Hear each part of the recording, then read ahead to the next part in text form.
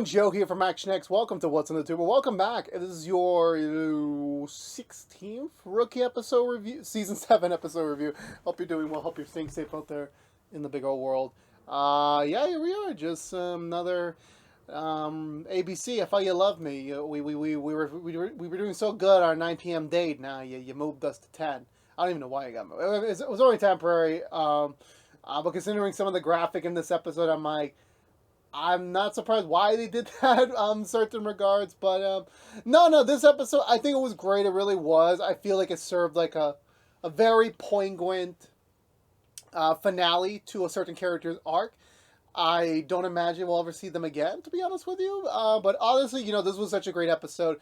It did have some really real moments in terms of just, things going on. I will admit there was a little bit of like trying to find purpose for every character in this episode, which again, I'm not trying to imitate other shows' patterns, but it could be very smart if moving forward they really tighten things up, because I love the ensemble cast. I really do. I love seeing each and every character every week. It just kind of seems a little bit like there were some moments even for me where I'm like, you know what, this could have been like, we didn't need certain stuff, but again, we need some form of comedic relief with the serious stuff going on, especially with the mainline story this week, which it was, and I just like how the writers they just love to play with our feelings. Like, at one moment it seems like we should not like someone, and then after that it becomes a little bit more tried and true. I mean, again, when it comes to a TV show, we're never gonna get every single moment figured out, in my opinion, but in short, I felt like this was a really great episode. I really did enjoy it. I felt it was a very nice send-off to a certain character, and it just leaves you questioning on the big thing, which again I know everyone's going to be talking about, which I'm like, I would 100% assume that I don't think it'll be happening this season. If it does happen this season, okay, you know what it is, but if you know what I'm talking about, you know what I'm talking about, but that'd be more like a next week's question type of thing to answer. But with all that being said, let's go for the Butcher recap and talk about this week's episode of The Rookie. So we begin in the locker room chatter where Nolan and Bradford talking about the game, which I'm just like, I have never imagined in my life Nolan being a sports fan. I'm being completely honest with you. There was never once an indicator. At least with Bradford, we've always had planted hints since the first season. So Nolan all of a sudden just becoming a games fan, which I'm like, I don't know. This does not seem believable for me, to be completely frank with you. They notice a fresh pair of a police uniform on one of the lockers, which Penn states that it's a little bit abnormal, thinking that they're about to get another new rookie already, which Nolan's like, okay, no, not that he was aware of, considering the fact that Nolan is the only remaining TO left that's open, so him being, he should have been notified of this to be prepared. However, sadly, it is Ridley. He's back. He has pulled a Courtney from Total Drama. He's somehow back for whatever reason. Everyone's just kind of, in shock over this, and that, it's happening, that it's really happening. After the title card, we go back to Grace's office where Chen, Bradford, and Nolan are kind of immediately questioning what's going on. How the hell is he back? Like, didn't he get fired for, not being able to comply with orders? And Gray's like, yes, technically, we were able to successfully terminate him originally for that, because, we were never meaning to prove that he had cancer. He got terminated because he's failing to comply with a federal state mandate that he signed when he joined the LAPD. So immediately that alone was enough to get him. However, he was able to prove in court that, oh no, like I was a victim, that I had no idea the doctor was even doing it. This was an insurance scam. How would I know? A novice person in a moment of weakness. And successfully the lawsuit went through. He got paid 10 G's for the lawsuit. And now he's able to return back to the FTO program. His previous demerits are still marked, so it's not like he's starting completely clean over, especially with obviously everyone mentally recalling this. But yeah, so it's been a very turbulent time for everyone, and now he's stuck with Nolan, as again Chen was immediately ready to say, I am not being his TO, 100% out of the question. I'm no longer even classified as a TO, so you can't even pair me with him. And Greg's like, no, we wouldn't. Nolan having the opening slot since he finished Selena's training, that he would be able to continue Ridley from here on out. which, again, Nolan's like, okay, it's my job. I'll do it. But he's not entirely happy about this. All of a sudden, Tamara shows up in the station. Chen, having seen her since the episode where she and her got into an argument because of, her trying to warn her about Ridley's personality. But she's here because apparently now that, things are kind of like, this is the chance to start over again. And yes, Tamara and and Ridley are still a couple officially now. And, she's, gave him a ride to start off his first new day. And she's just begging Chen to, like, okay, look, just give him another chance, like he's really ready to, like, turn a new leaf and really kind of, delve deep into this format. Which Chen's like, yes, I understand that, but, like, you can't, like, again, Chen was the one who really dealt with it. Again, there's still the underlying issue where, like, the man literally could have gotten Chen and Bradford killed. The fact that still hasn't been addressed yet alone would be, like, poison. Like, yeah, of course, Chen will never trust him again in her life. But again, this being Tamara, her pseudo sister, she kind of wants to give her the chance for Seth, for Ridley to get an opportunity. And even Tamara Page, like, let's have dinner tonight, just us, and, like, really really catch up and really, like, get to really get down to the heart of the matter. Which Chen's like, okay, because it's you, I'll do it. As soon as Ridley comes in, every single officer just becomes blank in the room, immediately turns around. Even some people, like, okay, I'm wondering, this was a little bit of an overacting moment where, like, everyone was just, like, everyone that was sitting down suddenly got up. They turned their backs on him, like, yo, this is like some high school. I'm not gonna lie, like, this is just not believable. It's not. Like, no. 100% no. Nolan immediately notices the situation, pulls Ridley away. They're skipping a roll call today, going straight on the streets to kickstart Ridley's second attempt at his first day in the FTO program, which Nolan does emphasize to him that everything you've done in the past is on your record. Nothing is changing. We still know what you did. I know what you did. I've already dealt with pathological liars in the past. You will be written up for even a second you try this shit again. And Ridley's like, 100%, I understand. I am willing to be on the straight and narrow this time. Which, again, for us, is that true? I don't know. I really don't know, to be honest with you. Shannon and Juarez are in the shop. They're just, trying to assess the situation, especially with Tamara now being caught officially in the middle of it being, Steph's girlfriend. And, Juarez is just like, you know what, maybe. And then Lucy decides to pivot and ask her, hey, why don't you and Roger, the musician that Nolan doesn't like, come over to the house? Come over, let's have a dinner. And Juarez is just like, don't drag me in the middle of this now. I just chewed the guy out. Like, let's not. Also, we don't even have the space for 5 people in the apartment. And Chen, knowing that Bradford's kind of still got a thing for her, immediately calls him up and begging him to use his dining room table to sustain a little gathering, which Bradford immediately was about to deject it, but since he still has the thing for Lucy, he's like, okay, I'll do it. 7 o'clock. 7 o'clock. And obviously, Penn gets really mad at this, considering the fact that, Penn is not getting the same, okay, well, not in that regard, but, like, that Penn wouldn't have that same luxury of doing what Ridley is doing to get back in. So if, like, Penn was to get washed out, he would not have the same luxury as he did to, like, get back into things. Which Bradford says, look, I understand that. It may seem like right now Ridley is getting more of the advantage, but however, eventually Ridley somehow, one shape or form, will not be on the streets officially. There's going to be something that's going to happen that's going to prevent them from doing so. I believe from there, Noah and Ridley respond to their first call of the day. It's a silent alarm that just got triggered off in a nearby bodega. They head in there. The kid has a gun.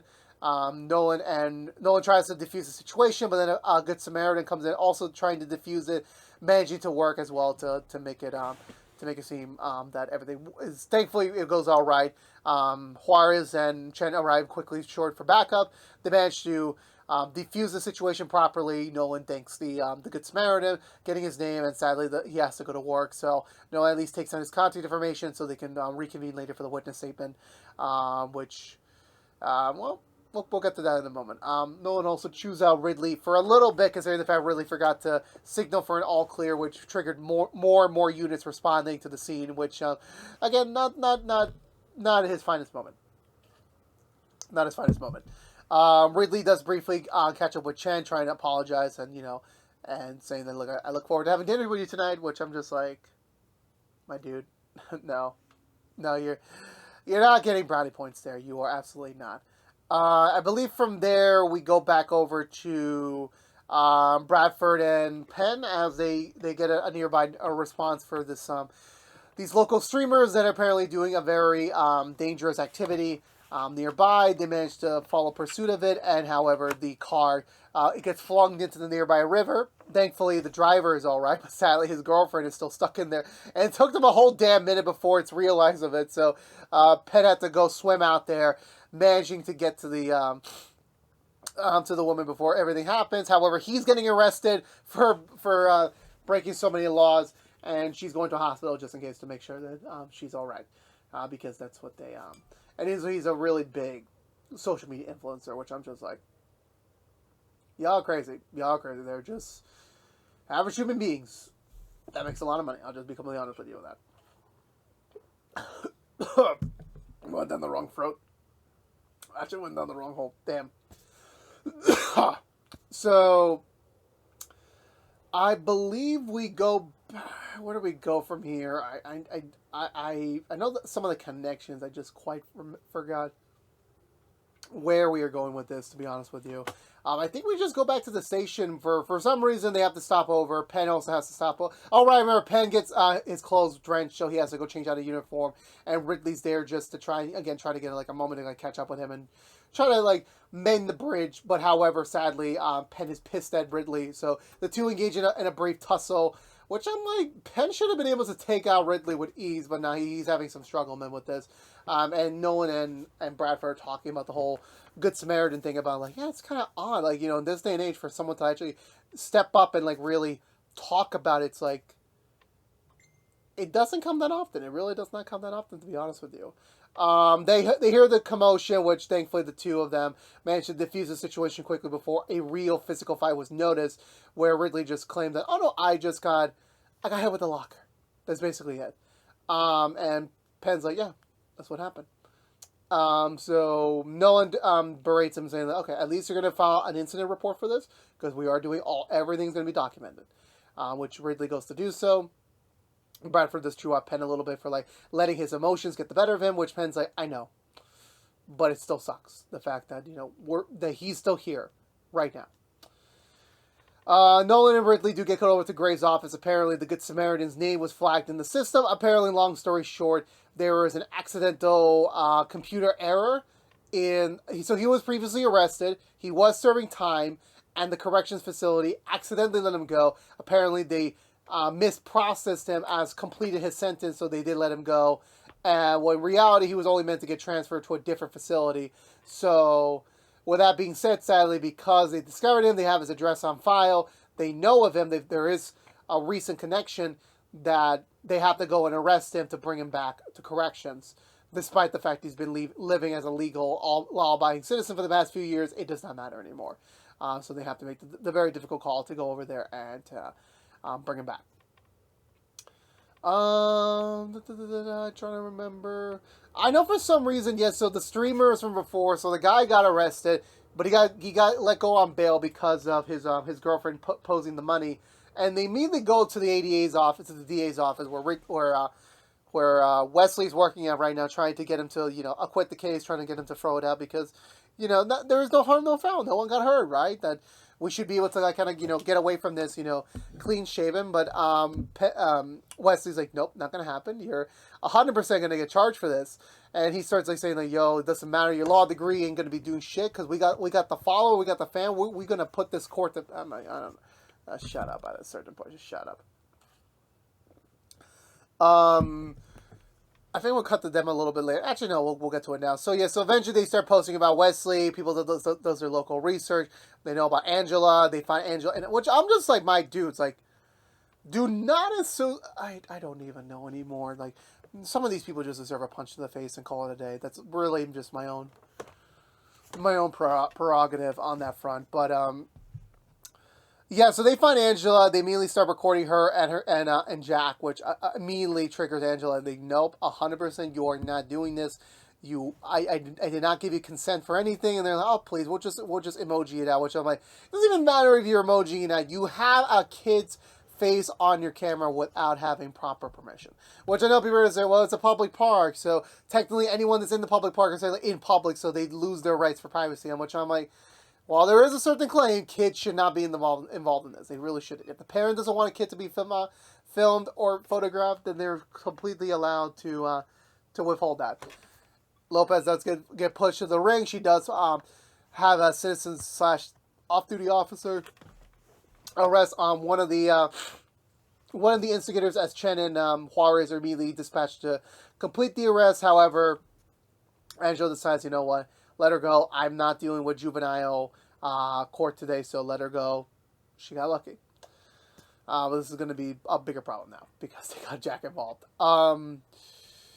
I want to say, yeah, so Ridley and Nolan head over to the guy's house with his wife and daughter. Apologies for that. It's been a long day for me. And they speak to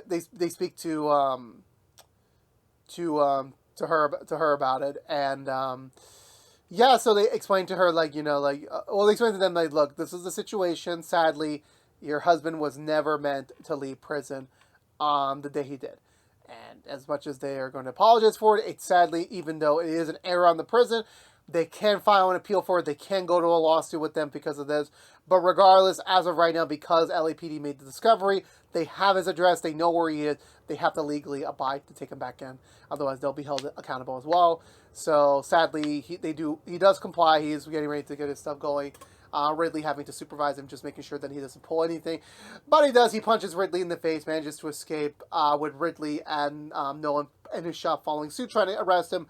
But sadly, he does manage to get away, which creates a much more difficult situation for this particular incident. And I believe we just cut over to dinner. I don't think there's any other scenes that I can recall that I'm forgetting. So, yeah, and I know people are going to say, oh my God, this is the first taste of domesticated Bradford and Chen. I'm like, y'all need to really chill with that. Y'all really need to chill. As the four of them try to figure out, you know, yeah, what exactly are we going to do here, considering the fact that they're doing it for tomorrow, but at the same time, Ridley is not in their good graces. They're just trying to, like, you know what, fine, we'll keep a very open mind to this. That's all we can really do now. As the two of them show up, him delivering flowers for them and everything, and yeah, it's just a very awkward, weird work-related dinner, so to speak. We're back over at the Lopez Evans residence, where Lopez and Harper decide to sit down and try to find a way to get these two influencers properly punished for their actions, considering the fact that these two are very high and mighty for their own good, which they're trying. Wesley trying to interject and say, hey, look, just make sure this isn't a targeted effort, that you're only doing this in the proper manner, which Harper says, everything we're getting is publicly available. There is nothing y'all can do in court to dismiss this. You know, the only demerit is basically the guy does have money, but he lets his girlfriend pay for everything of them, so he's basically saving a lot of money in post. Which is really the only crime in nature. So hopefully, maybe if they can get to sit down with the other streamer, with the partner, maybe they can find a way to, like, you know, kind of separate them at the scene, because it cannot be apples and oranges. There, it cannot be. I know. For some reason, I know eventually that briefly Bailey does talk with Nolan about everything, especially with Ridley. Bailey bringing up a bunch of handbooks, a bunch of, like, loopholes that Nolan could use to basically get rid of Ridley, which is very appreciative, but, you know, still very much the matter of, like, you know, got to do his job properly. He can't be too biased over this. He has to be very open to the fact that, hey, maybe he's changed. I mean, he's not. Who knows? So I want to say from there, the dinner's still going on. They're trying to play catch up a little bit, especially with Tamara and Lucy, as they haven't spoken in months. Roger tries to badmouth Seth a little bit in Spanish. But I'm like, okay, I'll give him a little credit. He is learning some Spanish for Juarez. However, Ridley somehow also knows Spanish, which I'm like, damn. I kind of feel bad because like even my Spanish is not totally perfect, to be honest with you. Which is like, okay, you know what, bad footing right over there, you know, and Ridley does bring up the elephant in the room. Like, yes, I 100% know most of you do not trust me. I do completely understand that, but I am trying to change. I am trying to give this second opportunity with the utmost value and appreciation that, like, you know, I can make it through. I can, like, 100%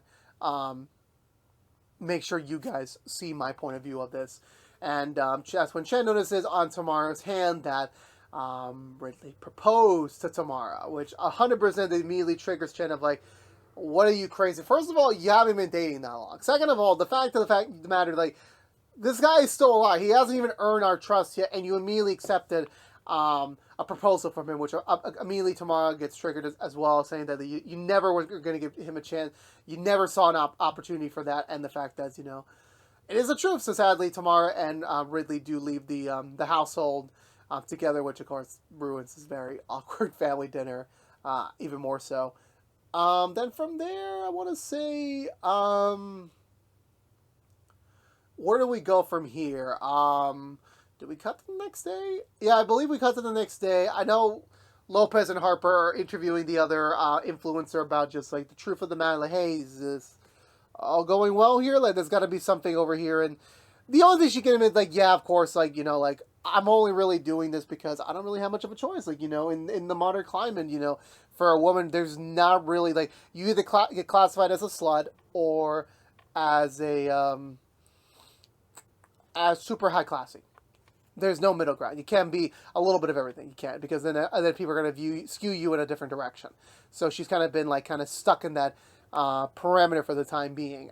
So she's only really doing this because she kind of has no choice, but she does admit that, like, yes, he is 100% an asshole, and that he doesn't really value her very well. But, you know, that those tides might be changing. They might be changing very soon, to say the least. So I believe from there, I want to say we cut back over to the next morning, where Nolan does fill in Ridley to the fact that, yeah, so we haven't gotten a hit from the night crew yet. The night they weren't able to find him as well. But however, they still have a lead, considering the fact the wife did take out $5,000 from their savings. So that definitely is motive for potentially fleeing the country or fleeing the area. So they are going to go ahead and, you know, do a stakeout against her to see if they can find anything of the sort. Chen's big day is to write the sergeant's exam, which I'm just like, wait a minute, didn't we just say not that long ago it's been a couple months? Which I'm like, oh shit, it's been a couple of months. I completely forgot that. Time goes by so fast. I literally thought the wildfire episode was like not too long ago, which I'm like, damn. I mean, it really wasn't that long ago, but I'm like, damn. The fact that we already crossed 2 months in universe is like, it's crazy to me. It's really crazy. And you know, she's getting ready. It's, you know, obviously they're still kind of, you know, questioning about Tamara and Ridley, but sadly these are the angles at play here right now. Which Bradford does show up as well, trying to, like, you know, offer her a ride, give her some last minute studying material before they head down over there, which immediately, once Lucy leaves the room, Juarez and Roger give, like, each other, and Bradford's like, what? Juarez like, nothing. He's like, we're just friends. I'm just a co-worker giving my friend a ride to the testing site. That's all there is. And Juarez like, sure. And the other two have a drive along. They're just going through it, and yeah, so they're just going through the material and everything, and you know what? It's still going well. It's still very much going, pretty well. That, you know, this is a great opportunity for Chen to move forward in her career, and then Bradford is aware of it. He's very much aware of why she's really doing this, not because of them, but because of, you know, pickup. But he's still reminding us, like, the fact that, yeah, if you become sergeant, you will no longer be in my chain of custody. So, still a remindable thought over there. I know Nolan and Ridley are back on the Overwatch route, watching over, waiting for a movement. Ridley trying to talk to Nolan about, like, hey, look, I'm really trying over here, but it doesn't seem like anyone's really giving me a chance. And Nolan has to call him out, like, saying, hey, you came into our place trying to be one of us. You faked a lot of things. You lied a lot of things. So essentially, we never really got your trust. So, like, imagine now where, like, you're exposed to be a liar, and everyone, you feeling bad because no one's giving you a chance? Of course, no one's gonna give you a chance, right, my dude? No one is. Like, all you can really do right now is just hope to God that, like, you know, maybe with time, maybe you'll you'll gain someone's trust. Maybe you won't. The thing is that when it comes to trust, like it takes you a long time to earn trust, but it takes you seconds to destroy trust as well. So, just a food for thought on that one. A food for thought. So yeah, so from there, they do notice the wife leaving. They do trail her over. They find her in an abandoned warehouse where she gets pat down by a nearby very shady crew. They manage to do some cross referencing on them. Apparently, they are coyotes. They are people that are experts in smuggling people over the border. So presumably they're there to smuggle her husband away into Mexico to avoid being followed. However, when they get inside there, they only have $5,000 for the buying, which the guy's like, nope, this is not going to be enough. Also, the fact that he and the husband do have history together, where like after he got out of prison, instead of like contributing and assisting them further, he completely abandoned them. So now that he's here asking for their help, it's like, for him, like, oh, okay, so you can mosey on over here thinking that, all's going to be good between us. Like, yeah, no, that's not going to happen. So, so it does not bode well for this individual whatsoever. Bradford and Ridley are the first to respond as well. They try to stake out the scene, trying to figure out what's really going on. The best approach is to sneak attack them, see if they can defuse the situation before guns get whipped out. They do try the slow approach, but sadly Ridley does fuck up again, and he knocks over a steel pipe to the ground, notifying them. Gunfight ensues. It's a little bit tight at first, but they manage to get most of the guys knocked out pretty quickly, saving the husband in the process. Nolan does go after the one of the assailants with the wife. He manages to briefly disarm him, however, sadly, while Nolan does disarm him, one secret guy comes out from behind him. Ridley does shoot him in the back to kind of disarm him, however, sadly, he was able to get one more shot into Ridley, which was a shotgun blast to his knee, which I'm like, that is the second time this month I've seen a character getting his entire knee, like his entire shin being destroyed by a shotgun, which again, if y'all know, that's not the chef for this, but it's bad. It's really gruesome. Like, you see everything, like blood coming out, the bone being shattered, which I'm just like, Bradford was right. Bradford was 100% right on that one. They create a tourniquet to stop the bleeding, but I'm like, yeah, this leg is Gonzo. This is 100% Gordo for Gonzo. We cut back over to Lucy's apartment. She returns back from the sergeant's exam, which I'm like, who gave her a ride back? Did she just take the public? I really don't know, but regardless, tomorrow's there. Which again, even though like they're disagreeing on Ridley right now, she still very much are close to each other, so they should not let a boy come in between their close friendship. They will do so. Juarez does get a page that sadly Ridley has been sent over to the hospital, so Tamar heads over there. Penn does give his regrets to the fact that this is the way he treated Ridley at the end of his brief time in the forest, which Bradford's like, you know what? Again, it sucks, but at the end of the day, this is a learning experience. Even though the guy's got his knee blown off. Nolan and Gray do briefly talk about the situation. Nolan does feel a little bit guilty to the fact that Ridley did save his life at the end of the day. That still goes with merit, and the fact that the way they treated him was appropriate and called for, but still at the end of the day, it still very much was something that it kind of feels sucks to the fact that they were basically treating him like crap, which again was deserved, but still very much was like something that still needs to be called for. The doctor does come into them and tell them that sadly, because of the extent of the damage, even though they got to a tourniquet and they came as soon as they can, sadly, the leg was unsavable. They had to cut the leg off, which again will essentially end Ridley's career with the LAPD and any chance of him becoming an official law enforcement official. Which Nolan decided to go in, have one final word with him, which, Ridley is, again, at the end of his rope, so the fact of, like, he can never be an officer. He can never try it, because, again, while he will probably have a chance to have a normal life eventually, at least right now, there is no way he can do that, especially being on the force for God. That's never going to happen anymore. And the fact that no one does give him the benefit of the doubt, like, despite this chapter being forcefully closed for him, he does have an opportunity to go off and go do something else, however that may be. And Ridley's like, I don't know, like, I've been trying, but, like, it doesn't seem to work out. And Nolan's like, you got no choice, dude. You literally have no choice. You are literally out of resources here. So the best you can do is move forward, and hope to God everything works out. And don't freaking lie anymore. Just don't. Tamara does show up in Nolan giving them the room. That's when Ridley admits to Tamara that his cancer's return was, in fact, always falsified. He never had his cancer back. He only did it because he knew there was going to be a moment where, like, Chen was going to remove him from the FTO program, and that he used that as a ploy to basically clear his name, which, again, for the sake of Tamara, she's like, so all that time, I vouched for you. I gave you all the chances, and Lucy was right the whole time. Which Ridley's like, yes, 100%. But us, we always were, this was real. Which I'm like, dude, you lied to her about the cancer thing. Which I'm like, yeah, that's already out of your graces. So yeah, Tamara takes off the engagement ring, ends it off with him, and yeah, Ridley is all out here. And I'm like, yeah, Ridley, I can't really give you too much. I can't really give you too much slack on that. I really can't.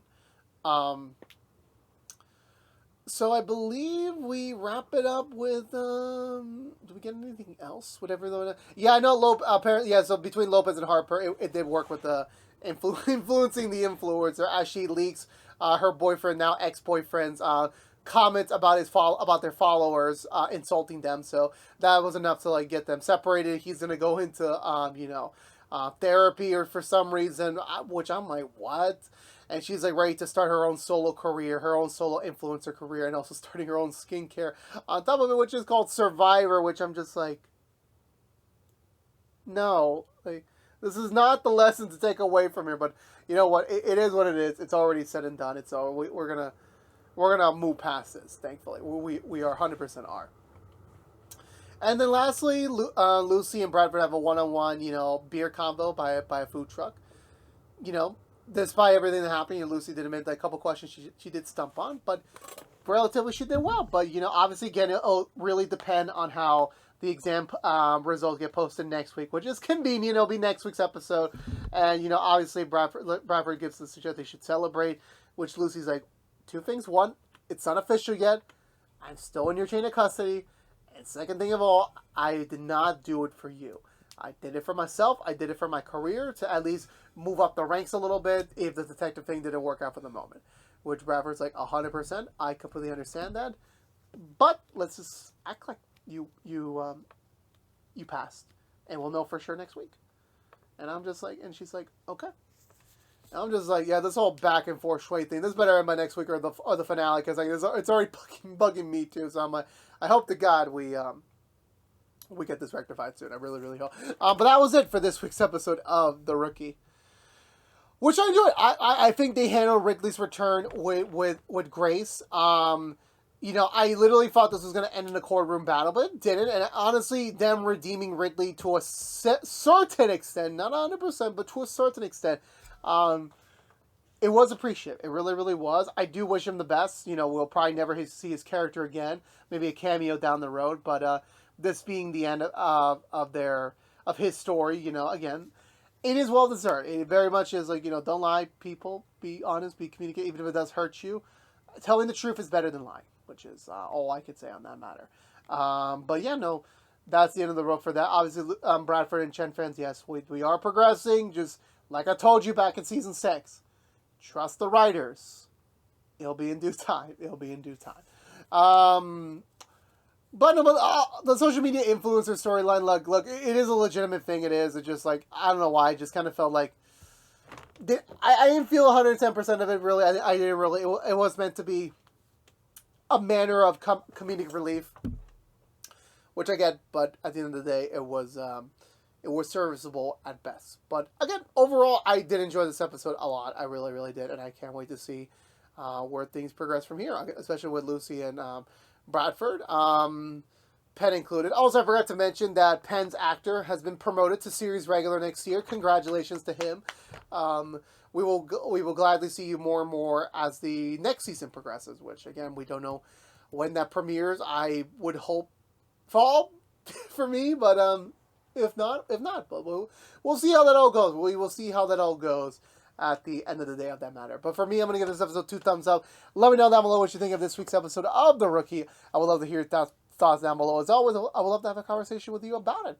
But I believe that's going to do it for me today, everyone. So if you're unaware, this has been What's the Two from ActionX, reviewing every episode in the 7th season of The Rookie. If you want to know what we're doing normally, What's the Two beside our Rookie episode reviews. Right now we're doing Madlock reviews each and every week at the Brandon Says on CBS. And we are also doing Suits LA episode reviews each and every week at the Brandon Says on Sundays on NBC. But if you only care about The Rookie, you're in luck. We'll be back next week with another brand episode for review for you. So as always, for our ending end of year content lineup for The Rookie. Next week we'll have another episode review. The following week we will have the season finale review. The week after that, the season 8 predictions video, and the week after that, at the end of May, will be our season 7 review, spoiler-free edition for anyone who has yet to catch out the full season, which will be available on ABC at the time. But again, I'll see you guys next week for the next episode review. But again, until then, thank you so much for watching. Please subscribe if you haven't yet, like, favorite, share if you want to, ring that bell, and follow us on social media for more. But until we see each other again, thank you so much for watching. Please stay safe out there, be good to each other as always. Peace out.